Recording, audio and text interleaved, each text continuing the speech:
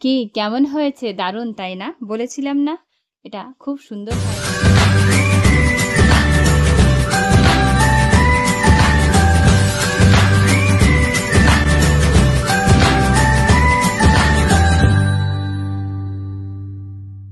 জয় গুরু। আমি মামুন। মামুনের কিচেনে তোমাদের সবাইকে স্বাগত জানাই। আজ কিন্তু আবার আরেকটা রেসিপি নিয়ে এসেছি।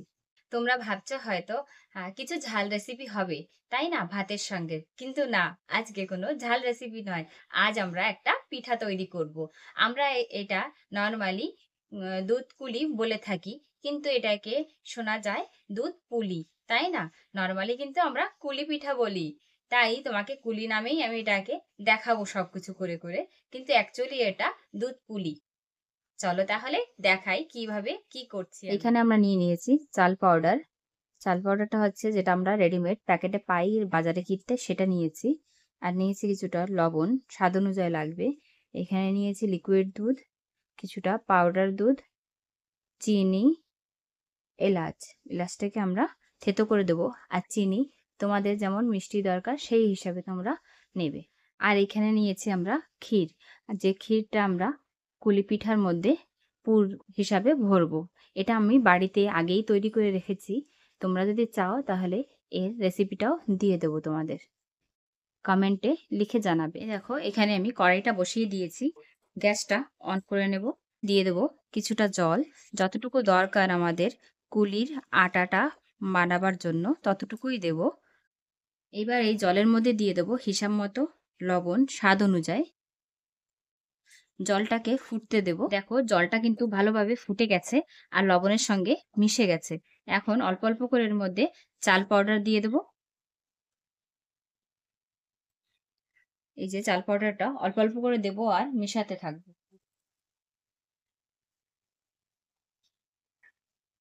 ভালোভাবে মিশিয়ে ফিরে আসছি। দেখো আমরা কিন্তু ভালোভাবে গরম জলের সঙ্গে আটাটাকে মাখিয়ে নিয়েছি। এখন হাত দিয়ে যেমন আমরা আটা মাখি সেইভাবে ভালোভাবে মেখে নিতে হবে। এর মধ্যে বেশি জল দিলে হবে না, তাহলে ভালো হবে না কিন্তু এই আটাটা মাখা। এখন সুন্দর মিশে যাচ্ছে, দেখেছো? এ দেখো, এখন নামিয়ে একটা প্লেটের ওপরে ভালোভাবে মেখে নেব। চলো তাহলে এইবার এই থালার মধ্যে ঢেলে দেব, কারণ একেবারে গরম তো মাখা যাবে না। হালকা একটু উষ্ণ গরম থাকতে থাকতে আমরা মাখাবো, হালকা একটু ঠান্ডা হোক। ঢেলে ঠান্ডা করে দেখো আটাটা কিন্তু বেশ একটু ঠান্ডা হয়ে গেছে, ভালোভাবে আমরা ধরতে পাচ্ছি। উষ্ণ গরম রয়েছে, এখন ভালোভাবে মাখিয়ে নেব। দেখেছো কত সুন্দর দলা পাকিয়ে যাচ্ছে। আটাটা ভালোভাবে মাখিয়ে নিই, তারপরে ফিরে আসছি। দেখো সুন্দরভাবে কিন্তু আমাদের চালের আটাটা মাখা হয়ে গেছে, দেখে বুঝতে পারছো। এখন একে একে আমরা ছোট ছোট লেচি কেটে কুলিটা তৈরি করে নেব। কুলি পিঠাটা আমরা বানাতে বানাতে এইখানে দুধটা বসিয়ে দেব। দেখো একটা পাত্র বসিয়ে দিয়েছি, একটু বেশ বড় ছড়ানো টাইপের। এখন গ্যাসটা অন করে দিচ্ছি, দিয়ে দেব লিকুইড দুধটা। দুধটা আস্তে আস্তে গরম হতে থাকুক, পরে আমরা পাউডার দুধটা মিলাবো। চলো কুলিগুলো বানানো কমপ্লিট করি। দেখো দেখতে পাচ্ছ দুধটা কিন্তু সুন্দরভাবে গরম হয়ে গেছে, কিন্তু এখনো ফোটেনি। এই সময় আমরা এই পাউডার দুধটা আস্তে আস্তে দিয়ে মেশাতে থাকবো। দেখো অল্প অল্প করে দিচ্ছি আর মেশাচ্ছি, কিন্তু না হলে দলা পাকিয়ে যাবে। তোমরা ভাবছো হয়তো লিকুইড দুধ দিয়েছে তারপরে আবার পাউডার দুধ দিচ্ছে কেন? কারণ লিকুইড দুধের সঙ্গে যদি একটু আমুল দুধ দেওয়া হয় টেস্টটা কিন্তু খুব সুন্দর আসে, আর কনডেন্স মিল্কের দরকার হয় না, তাই না? আর জিনিসটা একটু ক্ষীর ক্ষীর টাইপের হয়ে যায়। অল্প অল্প করে দিয়ে দিয়ে মিশিয়ে নেব। মিশিয়ে দেখো সুন্দরভাবে কিন্তু আমাদের মেশানো হয়ে গেছে। এখন আস্তে আস্তে দুধটা ফুটতে দেব, হালকা আঁচে দিয়ে রেখেছি, ফুটতে থাকুক। এই দেখো দুধটা কিন্তু আমাদের সুন্দরভাবে ফুটছে। এখন আমরা এই যে এলাচগুলো রেখেছিলাম কুটে, এই যে এখন দিয়ে দিচ্ছি এর মধ্যে। এই সময়ই দিয়ে দেবো আমাদের চিনিটুকু। এই সময় দিয়ে দেব আমাদের যতটুকু মিষ্টির দরকার ততটুকু চিনি। ভালোভাবে মেশানো হয়ে গেছে। এখন আস্তে, আস্তে ফুটতে থাকুক। চলো এবার কুলিগুলো বানিয়ে নিই।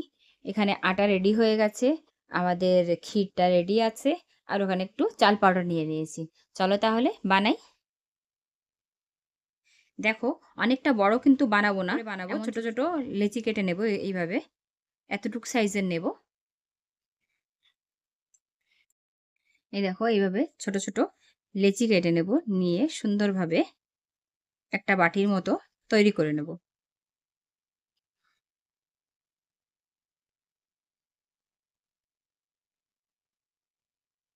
এর মধ্যে দিয়ে দেবো কিছুটা ক্ষীর, আমাদের বাড়িতে তৈরি করা। ওপরটাকে সুন্দরভাবে সিল করে দেব।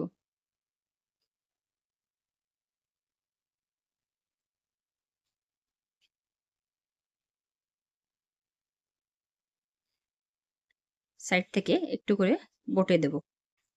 তৈরি কিন্তু আমাদের কুলি। এই দেখো এইভাবে কিন্তু সবকটা কুলি আমরা তৈরি করে নেব। অনেক বড়ও না, একেবারে ছোটও না, মিডিয়াম সাইজের কুলিগুলো আমরা তৈরি করব। চলো তাহলে তৈরি করে ফিরে আসছি। দেখো দুধটা কিন্তু ফুটে সুন্দরভাবে গাঢ় হয়ে গেছে। এখন আমরা যে কুলিগুলো বানিয়ে রেখেছি সেগুলো এই ফুটন্ত দুধের মধ্যে একে একে ছেড়ে দেব। আস্তে আস্তে ছেড়ে দেব সবকটা কুলি। এইবার হালকা করে আলতো হাতে একটু নাড়িয়ে চাড়িয়ে মিশিয়ে দেব। এখন ফুটতে থাকুক।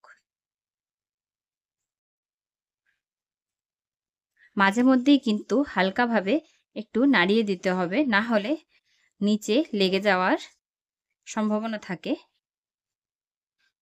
হালকাভাবে নাড়াতে হবে।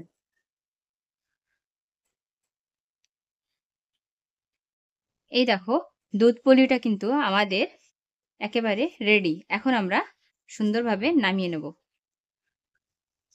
চলো তাহলে নামিয়ে তারপরে দেখাচ্ছি। এই দেখো একেবারে রেডি কিন্তু আমাদের দুধ পুলি। তোমরা কিভাবে বানাও সেটাও জানিও, আর আমি যেভাবে বানিয়েছি সেইভাবে কে কে বানাও সেটাও আমাকে কমেন্টের মাধ্যমে জানিও কিন্তু। আর কেমন হয়েছে এই রেসিপিটা এইভাবে একবার হলেও তোমরা তৈরি করে খেয়ে দেখো কিন্তু। এবার তোমাদেরকে আমি তুলে দেখাই একটা প্লেটে।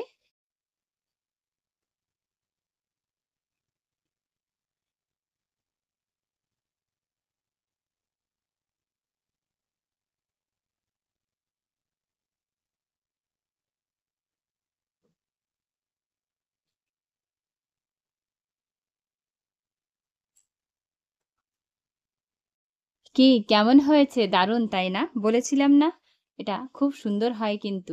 এই দেখো তুলে নিয়েছি একটা প্লেটে। কেমন হয়েছে জানাবে কিন্তু। আমার রান্নাঘরের রান্না যদি তোমাদের ভালো লেগে থাকে তাহলে লাইক, কমেন্ট, শেয়ার আর সাবস্ক্রাইব করতে যেন ভুলো না। এইভাবেই পাশে থেকো।